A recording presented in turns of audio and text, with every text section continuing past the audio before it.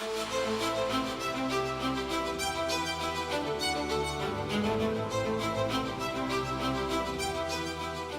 little bit of background on Longview. We're 778 megawatts gross, 700 megawatts net. We're located near Morgantown, West Virginia, just north of Morgantown, right on the border with Pennsylvania. The plant started operations late 2011, really early 2012. We compete against other PJM coal units that are at or above 45 years of age. So we are the youngster in the group. The plant was built at a total project cost of $2.1 billion. We firmly believe today with adequate planning and management that it's possible to build this plant again for $1.5 to $1.7 billion. In 2015, we spent approximately $120 million on a rehabilitation project to correct some construction and slight design errors. The result has been we are now the most efficient coal unit in North America and probably within the Western Hemisphere. I'll go into that a little bit more. Additionally, we have exceptional low air emissions with minimal wastewater discharge, near zero. We are also the lowest cost coal-fired generator in PJM. And the driver behind that is the fact that we own our own coal and we're basically a mine mouth power plant. The heart of this technology and improvements that we see in coal-fired generation for Longview is our boiler. It's a Foster Wheeler designed advanced supercritical boiler. It is the first of a kind low mass flux vertical tube supercritical boiler. That means that we have a lot less pumping power to get fluid through the boiler, and thus it improves our efficiency. This system has worked wonderfully. We've had some issues with the boiler's nose arch, which we remediated in 2015. We took a three-pronged approach in improving this technology in the boiler. We looked at combustion and optimized combustion. We optimized our materials and our welding quality. And then we looked at our circuitry and fluid flow. So kind of a little bit of belts and suspenders approach, but it allowed us not only to improve reliability, but also to improve overall combustion quality and performance. I would like to highlight that we've used some very unique approaches to combustion air control. We've got some wonderful monitoring technology that allows us to run with very low excess air. That helps us with our efficiency. We have to pump less air. It also helps us with our emissions. Another aspect of the plant, I think a very key one, is that the plant is really a fresh, clean sheet of paper design. And it was, we went down the path of integrating an air quality control system from scratch. That means that we can capture inherently greater efficiencies and achieve cleaner emissions at the same time. We got improved efficiencies with that air emissions control, but we've also achieved best available control technology with this approach. Low NOx burners, acid mist reduction, SO2 removal through FGD, which we now have 99.5% removal rate. Excellent mercury and HAPS removal. If we have a challenge at Longview around this, it's measuring mercury. We remove so much mercury that our challenge is measuring it. The one thing that I want to highlight here, it's a big difference between us and others, is our pulse jet fabric filter, or the baghouse. That is a key piece to mercury performance, particulate matter performance, and overall HAPS capture. The other aspect of that's an advanced piece of technology is our turbine generator set. This is the global design that's being deployed throughout the world.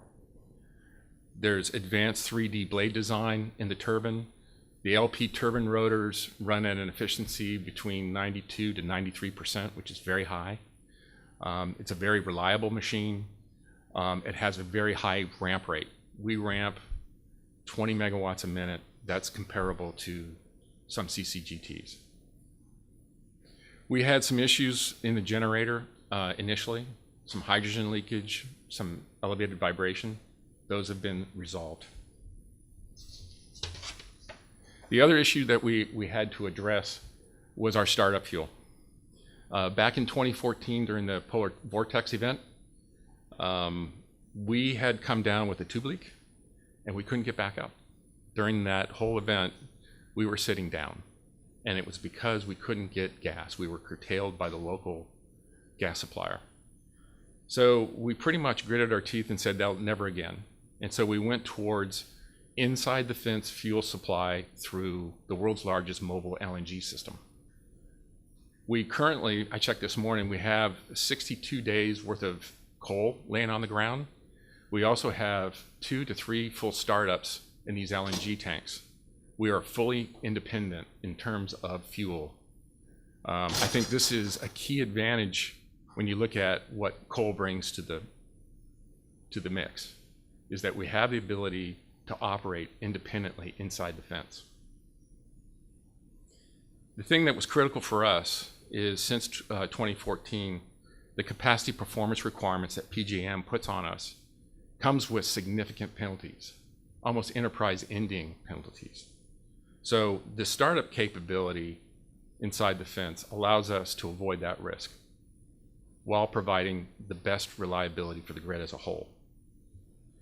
We also, about a year ago, when gas prices hit very low prices, we realized that we should be burning gas. And we did. We burned up to our maximum capability with the installed equipment, 20% of the heat input on natural gas.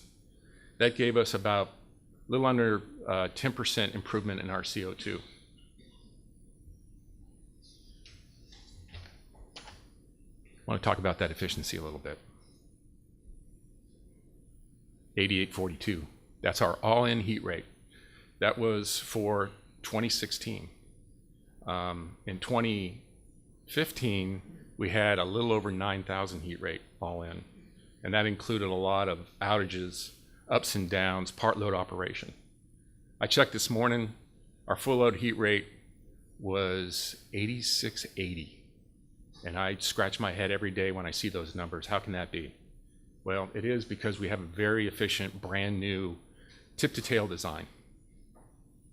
What does that efficiency mean? It means less CO2. We are about 20% less than the current fleet in CO2 production. It means less conventional pollutants. It means lower production costs, less landfill requirements, less water consumption. Efficiency matters. The other part that matters is cost. You know, when you look at this curve, this is the PJM stack. Now I can use that pointer. Over in here, you see that's primarily wind and water that dispatches first.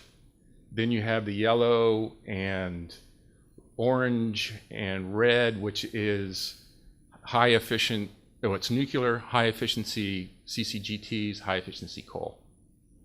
And then as you go up, you get more coal, older legacy coal, some CCGTs, and then finally peakers. Red dots, Longview. So we're dispatching with wind and water. That's because of our low marginal cost. That goes with our economic design, having an integrated plant. It goes with that efficiency and that low heat rate.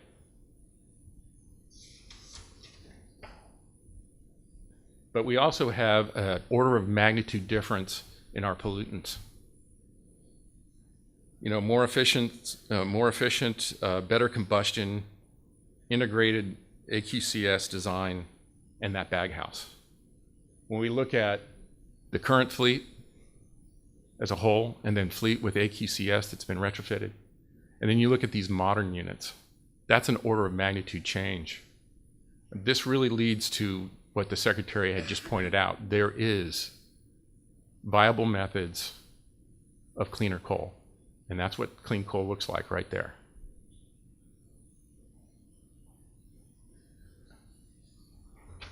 So it also, we look at our byproducts, our water usage.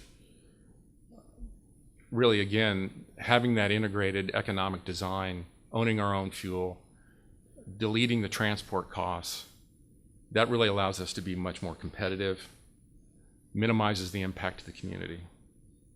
We look at the water requirements, it's very low. Again, an integrated design. You don't get that with retrofitting old plants with AQCS. But when you start with a clean sheet, what you end up with is you get everything in balance. And things like water and air emissions, water usage, shows what a clean sheet design does. We discharge about 30 GPM to a mine pool, which we subsequently clean up.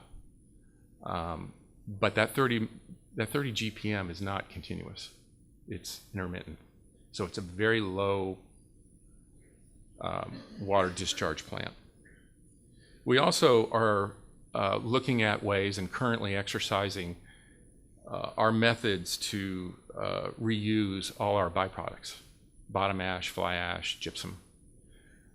We currently have about 20 to 30% being recycled for concrete use, for agricultural use, development of fertilizer, and we're continuing to develop those markets. Our projections is to get to 100% reuse of all those byproducts.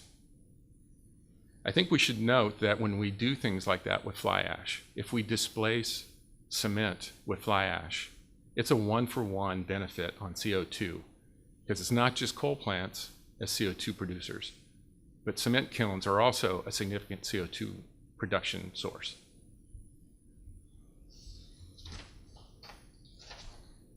So all that, and it's reliable too.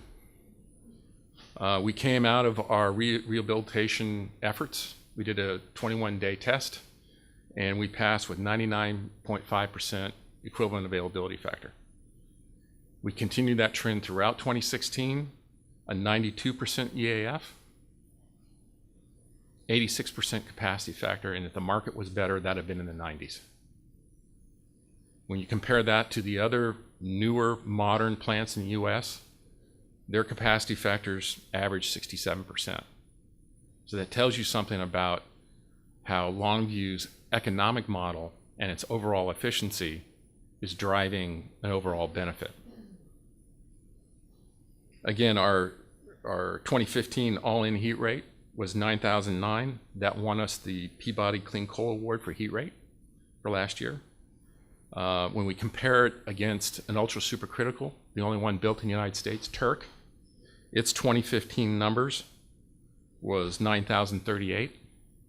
And again, I'll highlight what our 16 number is, 8842. Our emissions, significant orders of magnitude improvement in mercury as well as PM, and our CO2 production being 20% than the remaining fleet. The other benefit that we've seen through optimization efforts is prior to that effort, the unit had a hard time making full 700 megawatts. Now we routinely make over that amount, 703, 704, up to 710 for days. It's turned out to be a very reliable unit. Again, this unit is not an exercise in research. It's a result of good research. It is research in practice, and it's very successful. Again, its ability to burn natural gas shows what the future could be. With additional upgrades, the potential to burn 40, 50% natural gas would put us in compliance with what was the Clean Power Plan.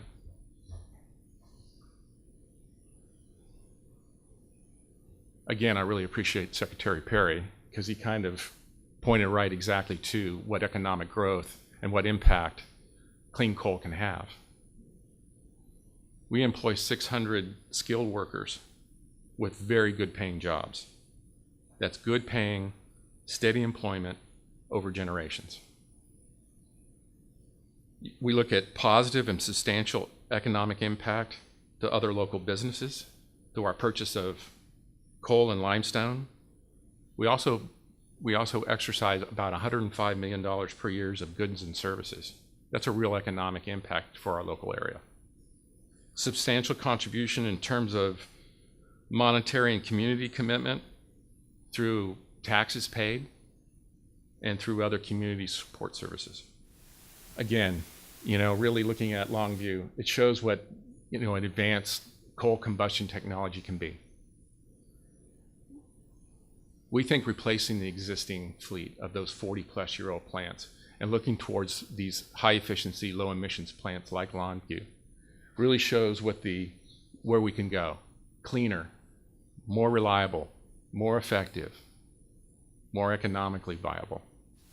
The potential for co-firing gas, as well as its increased efficiency, allows us to be the best test bed for CCS.